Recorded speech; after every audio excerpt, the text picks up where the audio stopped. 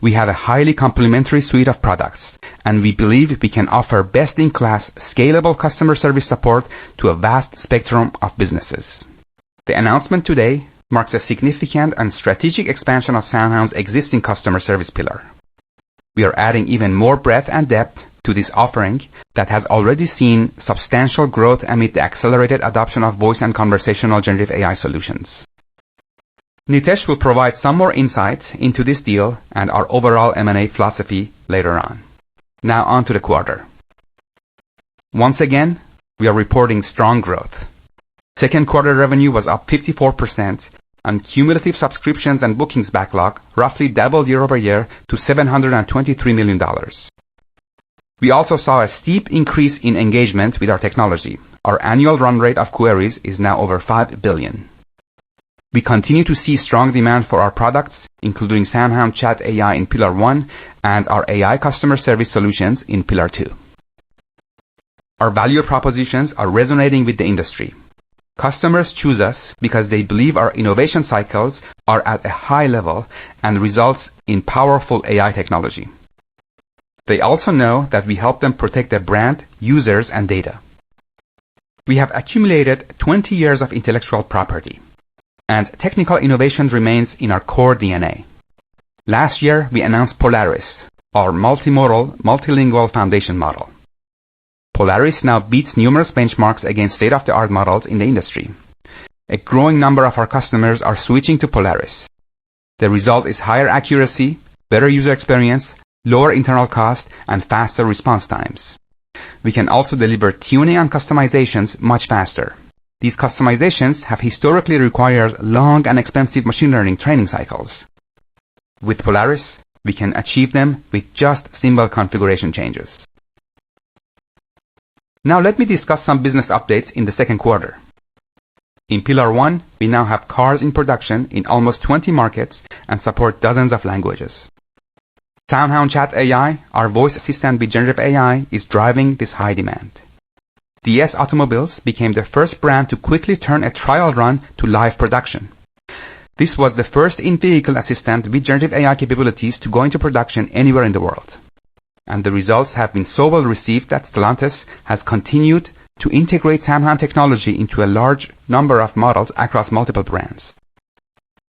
In total, we are now live on the road with 6 Stellantis brands: Peugeot, Vauxhall, Opel, Citroën, and Alfa Romeo, and of course, DS Automobiles. SoundHound Chat AI combines the power of large language models with our AI assistant, making it more capable and powerful. This is an upsell feature that will increase royalties from existing customers, and our booking this quarter increased as a result. This is important to emphasize. While historically there have been constant pressure from auto OEMs to lower their costs, for the first time we are seeing their appetite to pay more. They want to upgrade to SoundHound Chat AI to deliver a much better user experience to their customers, and they're willing to pay the additional royalties to do so. Therefore, we expect our revenue per unit in Pillar 1 will increase over time as more customers adopt the generative AI innovation in SoundHound Chat AI. Last quarter, we talked about the first company to roll out this technology integrated in vehicles in Japan. And now this quarter, we are also pleased to have signed a new contract to be the first company to roll out ChatGPT-style capabilities to in-vehicle voice assistants in Latin America. Initially, this will be with 3 brands and go into production in Brazil, Argentina, and Chile. We also continue to gain interest and make progress with EV manufacturers. Earlier this year, we won a deal with a prominent US-based EV maker, which will go live immediately. SoundHound Chat AI will be integrated across its full fleet of market-leading vehicles. This will mark the first US-based OEM to integrate an assistant with generative AI capabilities. Additionally, we have expanded with an existing customer, a fast-growing EV manufacturer in Europe, to add SoundHound Chat AI to their digital assistant. Last quarter, we also announced a partnership with Perplexity to bring cutting-edge online LLMs to SoundHound Chat AI. This has allowed us to offer a truly multifaceted, next-generation voice assistant to phones, cars, and IoT devices. Perplexity helps SoundHound Chat AI provide accurate, up-to-date responses to web-based queries that static offline LLMs cannot currently fulfill, expanding the type and complexity of the questions the assistant is able to answer. The move made SoundHound Chat AI the most advanced voice assistant available on the market today, and we are currently in progress conversations with OEMs about having this capability go live. Moving on to Pillar 2. This quarter, we won the business of 3 sizable QSRs. This means that in total, we have now won deals with 5 of the top 15 QSRs based on the number of locations. One of the QSRs we engaged in Q2 was a large, well-known pizza restaurant with thousands of locations throughout the US. This means that SoundHound is now working with 2 of the biggest pizza chains out there. Each of these QSR brands represents a sizable opportunity to deploy our technology across thousands of locations. It's an exciting time. We are in a very fortunate position, so how we execute the business at this time will be critical to our performance in this space going forward, and we are mindful of this. Our customer service product portfolio is resonating with businesses of all sizes, so we are winning in large enterprises as well as small chains. It's become clear to us that very few companies can offer businesses of all sizes an affordable, fast, and easy to implement solution that addresses their growing needs. We own our tech. We have data from real interactions and nearly 20 years of experience. We believe we are winning because of the data science and machine learning behind our proprietary software. Last year, we introduced a product called Employee Assist, which uses our conversational voice AI technology to support employees like a co-pilot across a variety of tasks via their headset or a tablet. We already have several customers benefiting from this new service. Those include some large QSR brands, and I'm proud to announce 2 prominent coffee chains have also signed up this quarter. We are finding that many customers are choosing to sign up for Employee Assist in combination with our drive-thru solution, Dynamic Interaction. They work together in tandem to handle and improve the customer experience while supporting their employees. SoundHound Dynamic Interaction delivers what we believe to be the next generation of all voice AI interfaces. It is full duplex, it's multimodal, it does not require constant use of wake-up words and turn-taking, and can be seamlessly multilingual. We believe its impact on voice AI and conversational interfaces will be as meaningful as multi-touch technology on touch interfaces. Our AI solutions save costs for our customers, improve the experience of the users, and also increase revenue by increasing throughput and proactively offering upsells. Our phone ordering solution are continuing to ramp up with existing customers like Jersey Mike's, and as mentioned earlier, we are penetrating into thousands of pizza chains locations across the US. We announced Beef O'Brady's, where we are already live in all corporate locations and plan to roll out to 20 states very soon. Going beyond restaurants, SoundHound Smart Answering is showing rapid growth within Pillar 2. We already have hundreds of locations live, from single location small businesses to brands with multiple locations. Last quarter, we talked about Planet Fitness, and we have already gone live and continue to roll out more. We are seeing great traction in franchise retail businesses and across a number of industries. These include personal care, professional services, home and local services, automotive services, among others. We are excited about Smart Answering because the number of industries it caters to opens up a massive market for us to address with millions of businesses in the United States alone. The seamless implementation capabilities allow us to scale fast, and the use cases for companies of all sizes are obvious. Whether it's handling multiple calls at once 24/7, conveniently filtering out spam calls, providing verbal and SMS responses, taking configurable actions, capturing leads with intelligent messaging, and answering questions about policies, hours, products, services, pricing, and more. We have built a competitive moat with our proprietary technology that is creating massive opportunity in customer service. On to Pillar 3, where we are making great progress and accelerated that path this quarter with the acquisition of Allset. The ordering platform we acquired through Allset enables us to build a voice commerce ecosystem. The acquisition will ultimately enable consumers to use cutting-edge voice AI to order food from their vehicles, phones, and smart devices. Additionally, The Allset team brings a wealth of marketplace experience and knowledge that will make a voice commerce ecosystem a reality. We are creating a new category, and together we plan to provide dynamic and convenient ways for people to order food and complete a range of other transactions just by speaking naturally.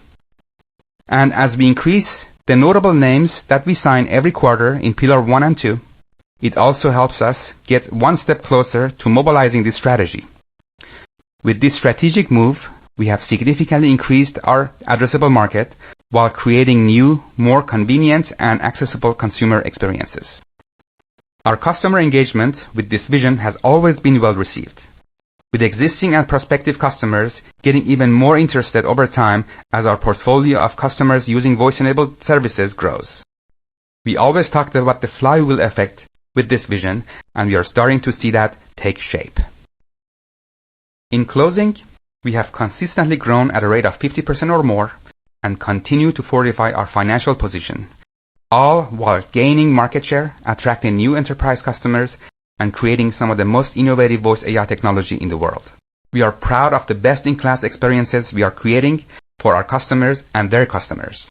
But our ambitions to keep aiming higher and push the boundaries continue to grow.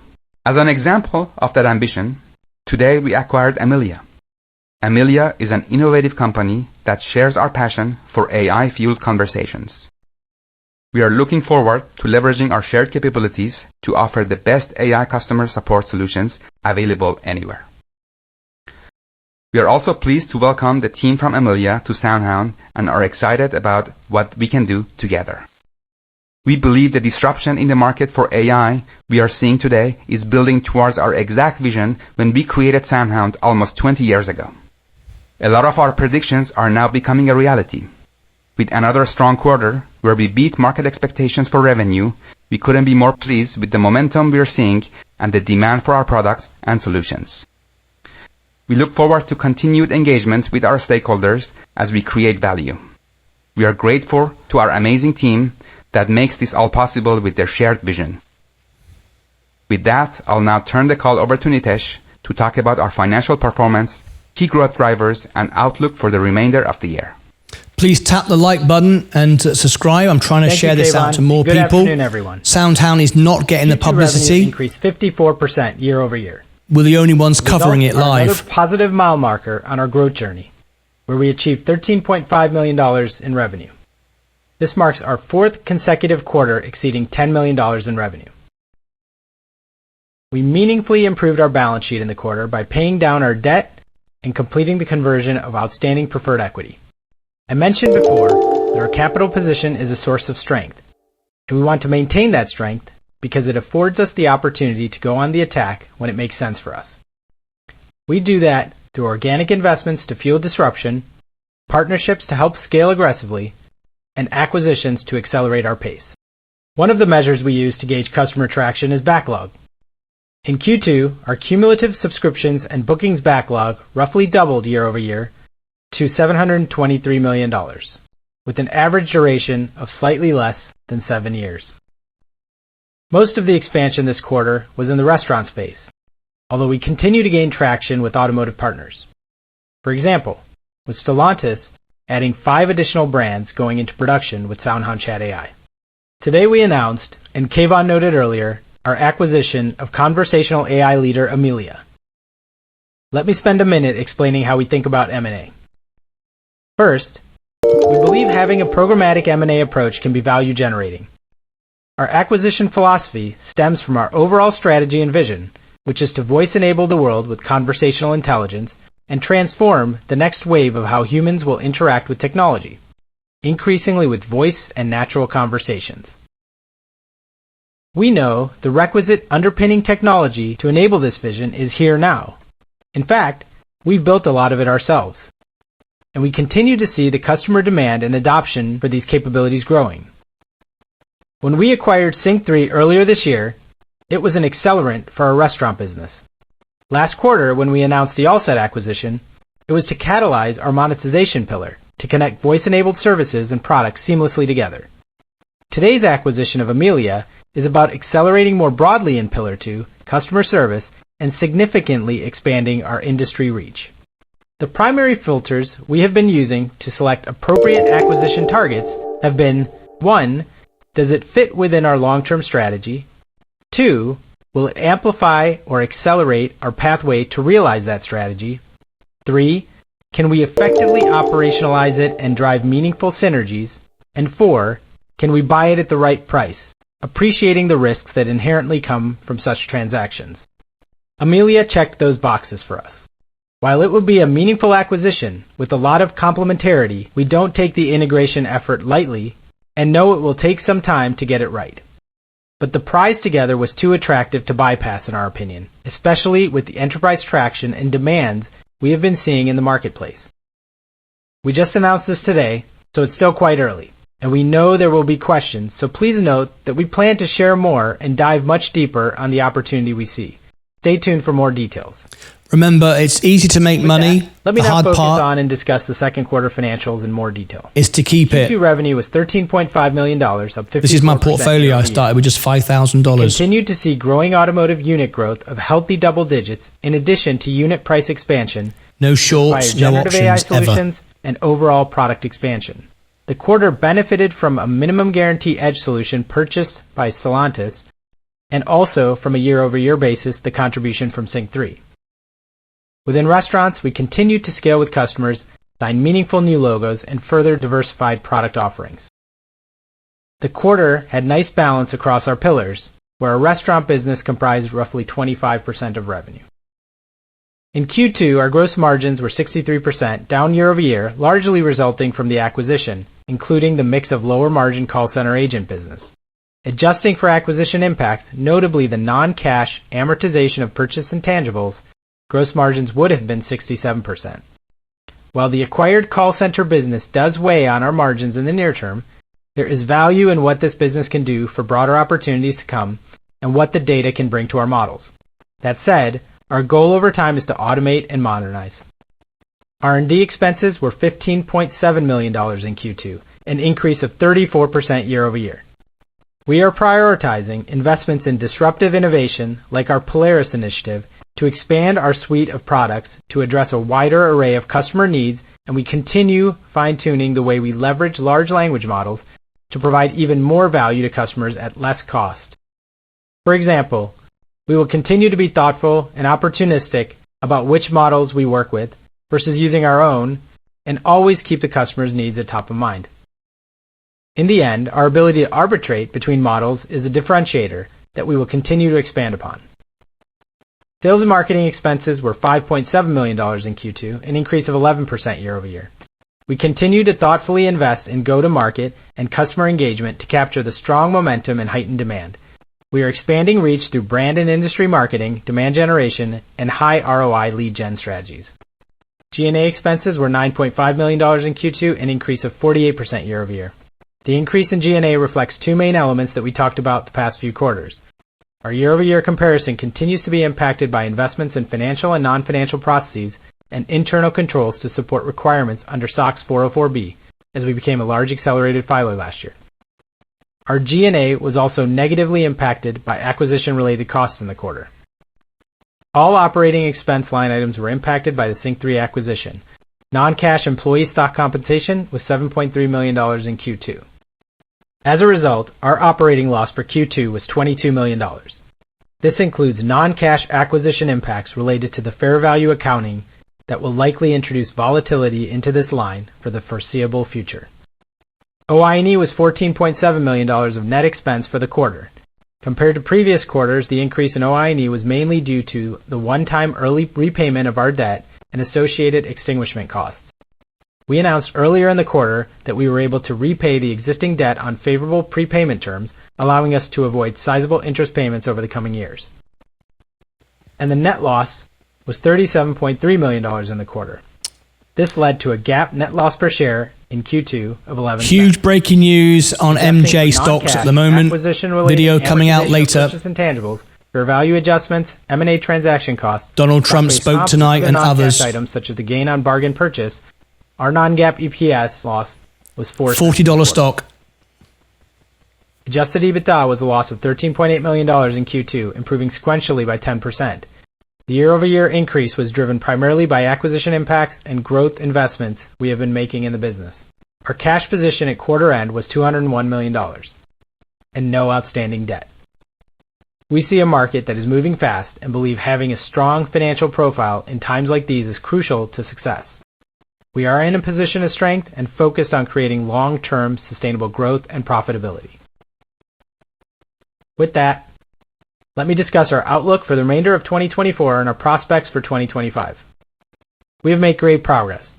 The core business is growing, our technology is permeating across and resonating with an increasing roster of amazing customers.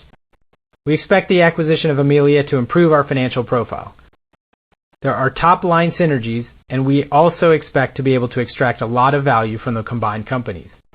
It's a little early in the process to be too precise, so let me build up how we see the rest of this year and entry into next year. We are cognizant that a significant acquisition like this will require heavy integration and will take time to fully We are baking this into our go-forward. Mr. Mankey donated $4.99 through a super chat. Insane MJ News and the stock news I just posted very important. And we now see 2024 revenue to exceed $80 million and 2025 revenue to exceed $150 million. There's much more potential here, but at this stage, it's appropriate for us to stay measured and calibrated on setting expectations. Amelia brings a diverse business with strong recurring revenue and also some other businesses that we are calibrating on to identify how best to fit them into our portfolio. In full transparency, there are lower growth and margin businesses where we want to assess the lifecycle value of each contract to determine the best go-forward approach. These decisions may affect the pace of our growth or our trajectory on margins, so we need some time to finalize the plan. Ultimately, though, we see a combined growth profile that is even more attractive than we were standalone, with greater profitability.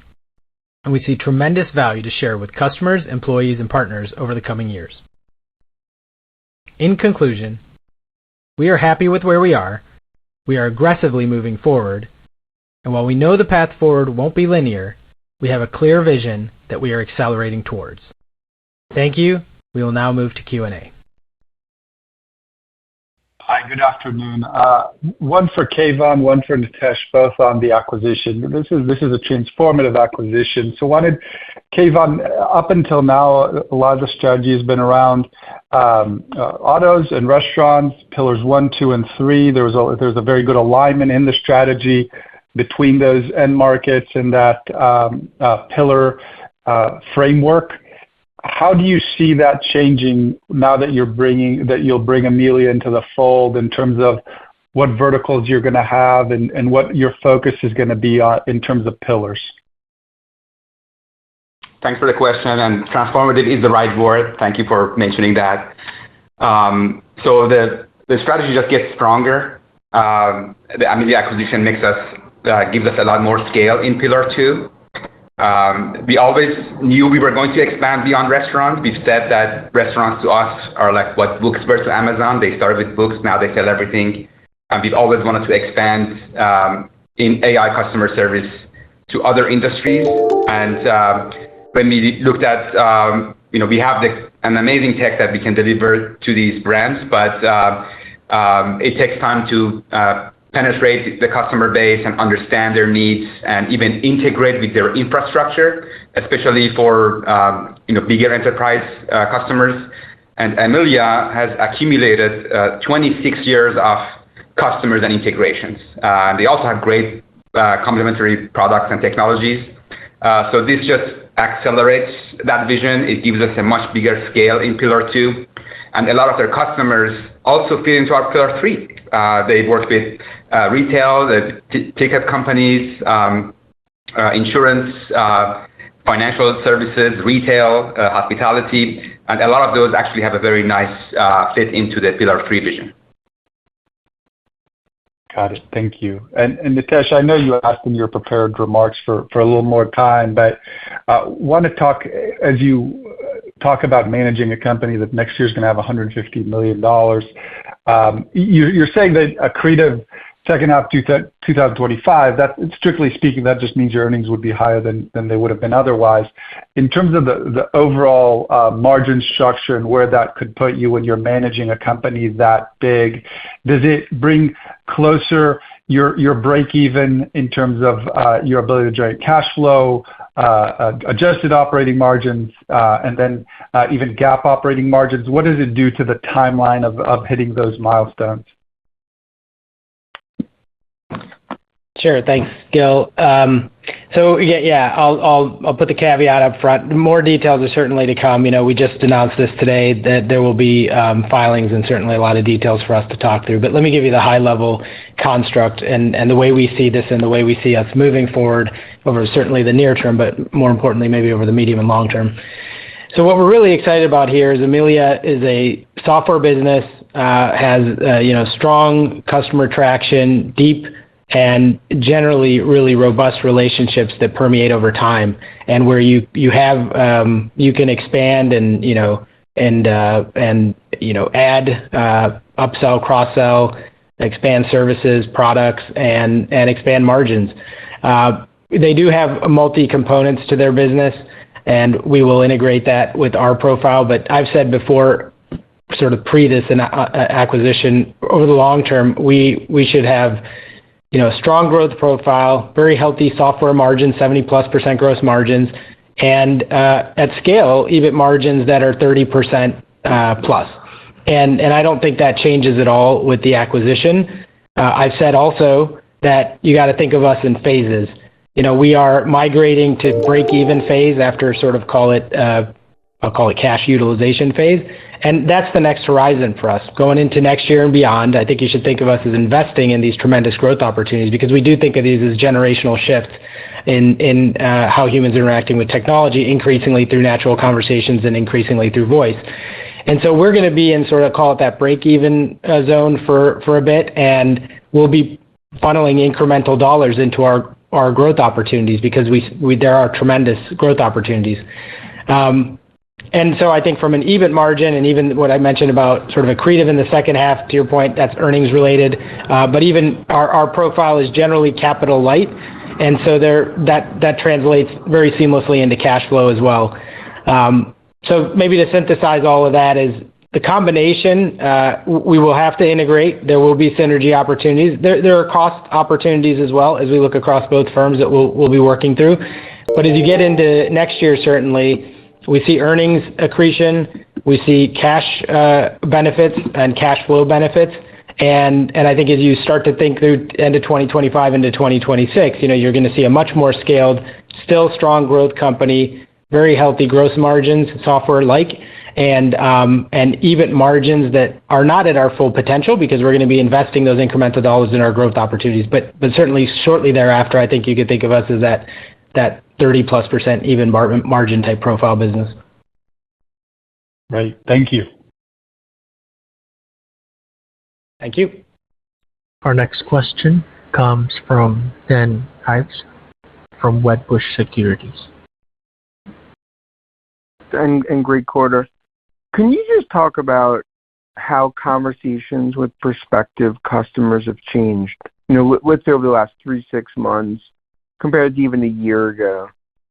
Can you just maybe anecdotally talk about that, just given where everything's going from a technology perspective, new verticals, and I think the view of SoundHound, right, is obviously changing dramatically in the market. Thanks. So in Pillar 1, where we power like automotive and devices, the big change is that they are willing to pay more for generative AI. Whereas, we have 20 years of history here, and there's always constant pressure to lower their costs. But we see it, so for the first time, we are seeing that when we say, hey, if you want to upgrade to the SoundHound Chat AI, which brings generative AI, there's additional royalty that you have to pay, and they're willing to pay it. So that's the anecdotal answer to the Pillar 1 question. In Pillar 2, the big change is that for AI customer service, brands are coming to us. We used to go to them. We used to knock on their door, and we used to getting a meeting to pitch our value proposition was a big win. But now we actually have to calibrate how to handle all the inbound demand. And they all want to move faster. They all want to be first. They want to go from pilot to production. They want to make sure we can scale with them. And that's a much better challenge for us to deal with compared to just getting meetings from them. Great. And then just like a follow-up, I mean, kind of like Gil asked, but even to take that, does it really feel like, just given the momentum you're seeing, now is the time to do a deal like this? Yeah, I'll take that one. Yeah, we think it's a great time to do a deal. I mean, I think, first of all, we're seeing our technology can permeate into different ecosystems, and we built the core proprietary tech, over many, many years, and we're seeing it live in action and getting a lot of traction across, when we extended from autos into restaurants. And really now bringing in Amelia into the fold does a few different things, some of which we've highlighted in our press release, but there's really a lot more here. It's a diversification of industry. It's really skills at integration. They have a great ecosystem of channel partners, by the way, which we can leverage across other avenues of our work. And there's a great intersection of product synthesis. So when you look at other products that we've been deploying around our Smart Answering or Employee Assist, there's a great synergy that we could bring into their ecosystem as well.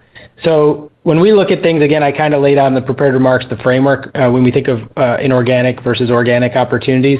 When we see the market momentum, ultimately to your first question, what are customers seeing? They're really thirsting for solutions. It's not just buzz out there. It's like, how do you utilize this technology to help their customers and to help them grow? And it's not only productivity, it's actually about generating new revenue. We see that with restaurants, for example. It's not only about productivity. Obviously, they have workers in store that are overworked and strained, and freeing up their resources is one thing, but we see consistent improvements in upsell. And automation never shies away from asking for that large drink or the extra French fries, and those types of things are actually revenue and really meaningful ticket items for customers. So, I think we're seeing those demands. We think, yes, totally cognizant of, as I mentioned in prepared remarks, that anything meaningful, there's integration effort and so forth. But I think the way we look at it is, over the long term, when we look at the sort of the calibration of risks and opportunities, this is the time to be aggressive, and this is the time to be thoughtful, but definitely to be in go mode, because we're hearing it directly from the customer. So I think with combination with Amelia is something we're very excited about. Great, thanks. Thanks, Sam. Our next question comes from Mike Lattimore from Northland Capital Markets. Great, thanks. Yeah, congrats on all the developments here. Looks great. The query volume growth was 90%, and last quarter it was 60% year over year. What caused that acceleration? Yeah, a lot of it is automotive partners that upgraded to SoundHound Chat AI. We did mention that when you upgrade to Chat AI, because of the generative AI feature, the usage went up. So consumers are actually interacting with the assistant a lot more. In some pilots, it was an order of magnitude. So that's one. And also just scaling in Pillar 2, having more customer service customers. Got it. Great. And then on Amelia, can you talk a little bit about the core technology here? Is it that they have a kind of a platform that can handle orchestration, integrations, data security, develop agents on that, and then they can bring in your tech? Or maybe just talk a little bit about kind of what the core elements of their platform is. Yeah, so they have productized customer service, somewhat omni-channel. So it supports text and voice, phone, and chatbots for both user-facing and employee-facing. And there is a lot of synergies on using our tech to power that.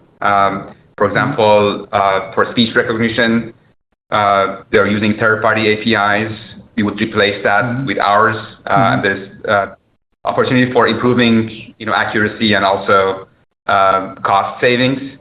There was a cloud migration for them to bring their cloud to our cloud, another cost-saving opportunity. Just the way our AI works, we think we can improve a lot of the user experiences, but it's not just a complete replacement. They also have done a lot of innovation over 26 years, so there's an opportunity to take the best of both. We saw that also with Think3. When we bought them, we thought, let's go and look at the best of both and create something better, and we've done exactly that. Yep. Excellent. Great. Best of luck. Thank you. Thanks, Mike. Our next question comes from Scott Buck from H.C. Wainwright. Hi, good afternoon, guys. Thanks for taking my questions. First, I'm just curious, with the closing of Amelia, do you now have all the tools in the toolbox necessary to, complete the three-pillar strategy and do it successfully? Well, we've had the tools. We just needed the scale, and we reached a point where we thought we had that scale earlier this year. We are now in millions of cars and double-digit thousand locations in Pillar 2. So just connecting them together seemed like at the right time. We also have national coverage of certain brands, like Chipotle, for example. And the acquisition of Allsets earlier is going to accelerate the integration. Now we just need to do the integration of bringing those Pillar 2 customers into Pillar 1 products. With Amelia, we just massively increased our scale in Pillar 2. So going from double-digit thousand locations, mostly in restaurants, now we are in almost 200 large enterprise brands in new verticals for us. So we are in retail now, we are in hospitality, we are in financial services, insurance, and healthcare. Okay, so there are no holes in tech that you still need to fill. It's now just There's about no holes, accelerating the scaling. Absolutely. Yeah. Okay, perfect. That's helpful. And then you've had some nice wins, and then obviously some big opportunities out in front of you. I'm curious from an implementation capacity standpoint, whether or not you need to go through a process of significant hiring, or between your own team and the team you're bringing on through Amelia, you have the the hands on deck to meet that demand. Go ahead. Yeah, I'll jump in. I think we're in a good spot. We have been steadily, hiring in pockets where we've needed it to accelerate. I think overall we've been in a good spot where attrition's been low, and we have our talent who's really passionate about what they're driving, and sometimes they do need additional resources or scaling with customers, and so there has been measured hiring, and I think we know in pockets where if we see an opportunity to go faster, we don't. I think we talked about this maybe a quarter or two ago. Like, we don't want a customer waiting for 6 months, so we really want to get the resources to be able to start to activate. But I'd say generally no major holes, but because there's growth, there's going to be some hiring to support that. And then I'll also add that again, across the companies, there's synergy opportunities both on revenue upsell and cross sell, and leveraging that omni-channel opportunity where they bring to the table to amplify our voice capabilities, and I think there's just some overhead things that naturally there's going to be cost synergies. So that's the work that we're kicking off really earnestly.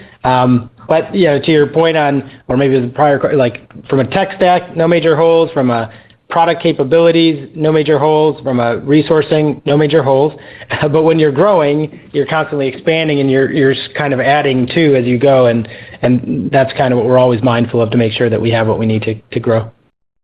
Yeah, no, that's helpful, guys. I appreciate the added color. That's it from me. Thank you. Great, thank you. Our next question comes from Brett Knobloch from Cantor Fitzgerald.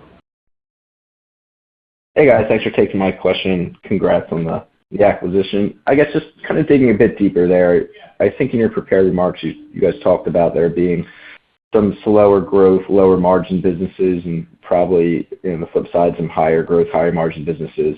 Could you just maybe provide a framework for what that business is growing at, and additionally walk us through why they sold for call it $80 million, with expectations to do $45 million of revenue.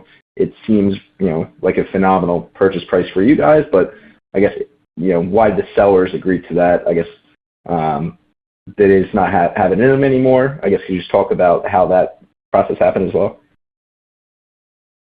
Yeah, thanks, Brett. I'll say a couple of things. First, again, more details to come. We'll see a lot more, around the breakout and the details of the financial profile. The 8K that we filed this morning on the transaction actually walked through the deal economics, so maybe I'll just start there. So there actually were multiple components. So there was sort of an upfront piece, some cash, some stock. There was also a part of assumption of debt, and we paid back part of that debt. That was announced concurrently. And then, like we've done in prior acquisitions, we like to share in the economics over time with delivery against the milestones and expectations that we're setting in concurrence with the target. And so all those parts are there. I think 80 is probably just a partial view, just to be clear. So there is, again, some debt components and other things and some earnouts. But we do, I think maybe the essence of what your question is value. And certainly both parties need to say there's alignment of value for any deal to make sense, and we've been going through that with them.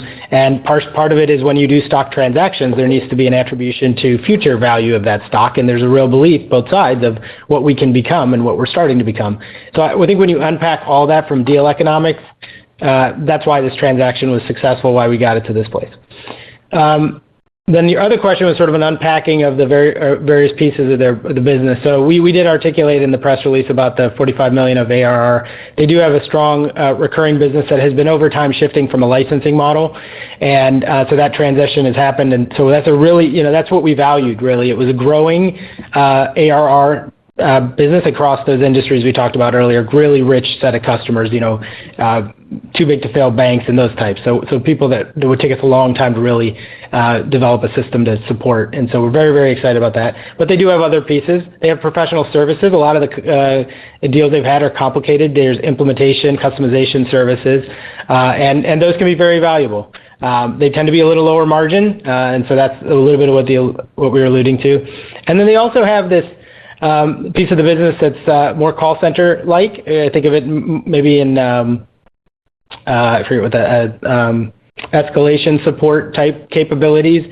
And those are, partners that we work with and revenue that they generate that is lower margin business. And we do openly, need to dive in and understand contract by contract what makes sense. In Gil's question earlier, I talked about what's the profile of business we're building. We're really happy as a AI-centric, next generation technology software provider that from my seat goes like, hey, 70+% gross margin, 30% EBIT margins at scale, bits and bytes that can transition and scale very quickly. But when we need to provide services to support integration environments, we'll provide that.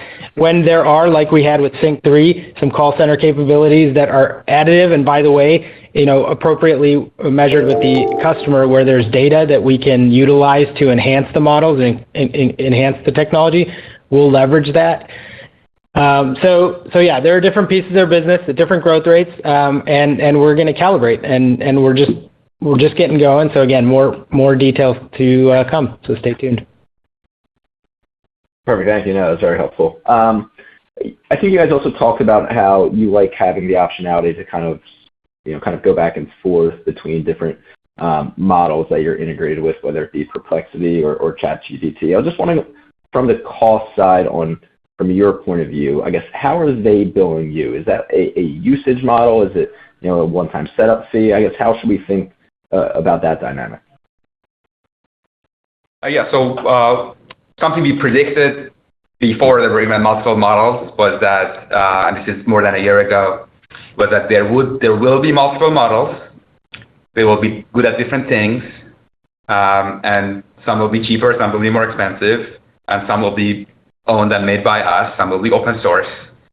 So we built an infrastructure to be able to tap into different models, arbitrate, choose the right one, and even for a single interaction, sometimes we go to multiple models at the same time. And that is working. It's seamless. The user experience is amazing. They don't need to worry about where it's coming from. They just get the right answer, and then it follows them as they ask different questions and so on.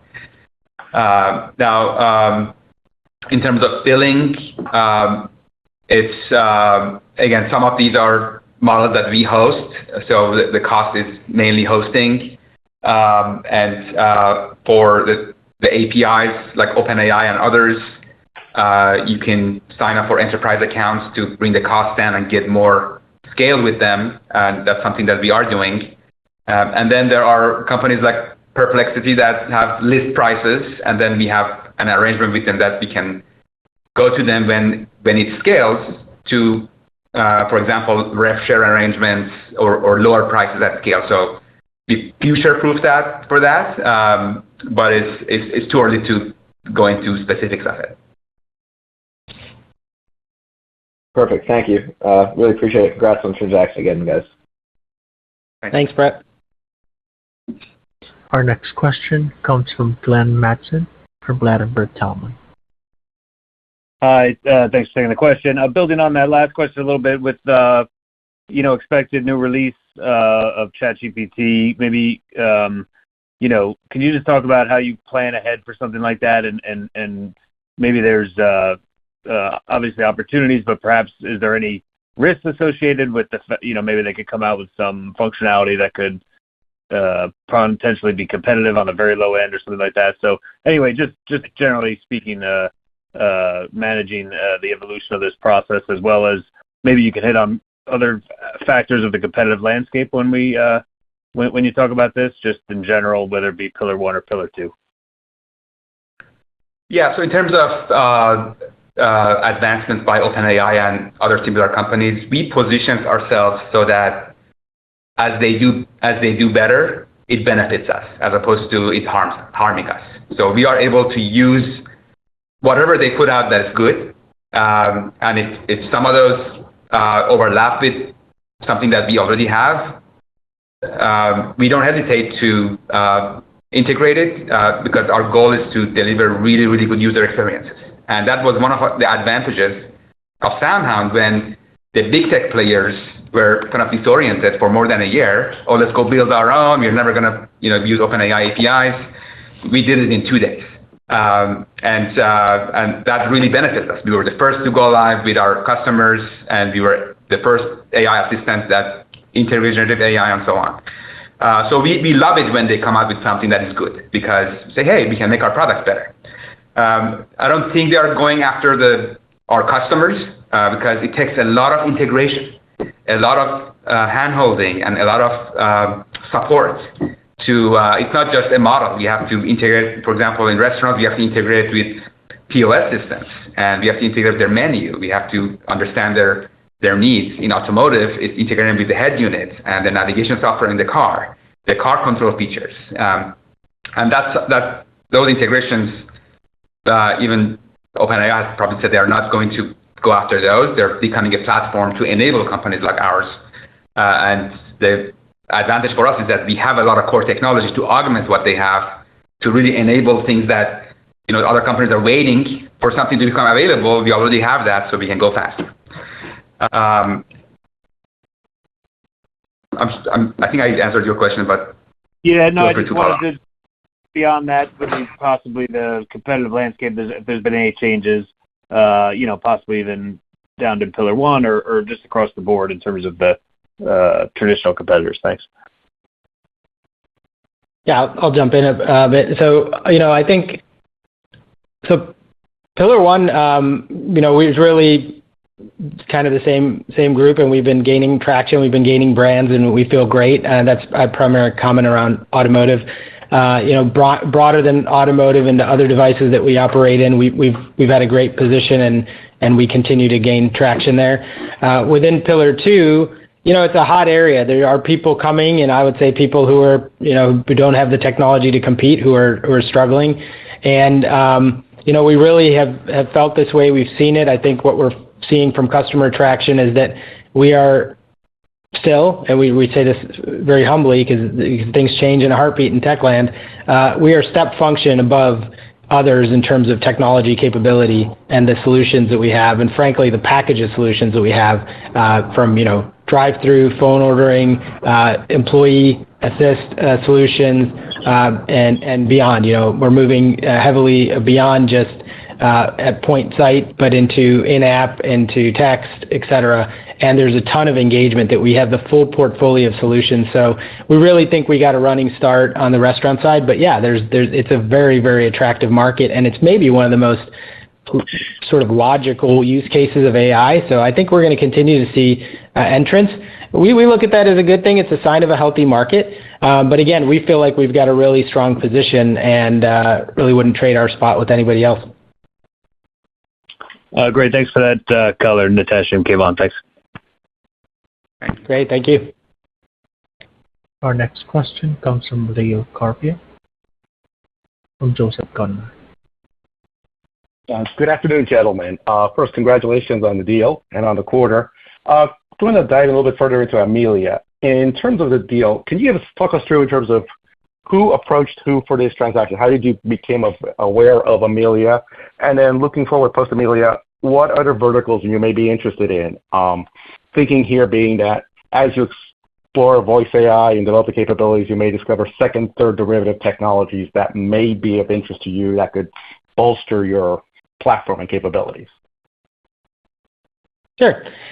Yeah, I mean, I'll start maybe with the framework I laid out in the prepared remarks. Like, first of all, we think that having or at least being open to the idea of having programmatic M&A and being aware of who the players are, from partnership perspective, to Glenn's question on from a competitive perspective. So being aware of what's going on in the marketplace is it's just part of who we are. So we're always aware. We've known of Amelia. They've been doing some great things for a long time.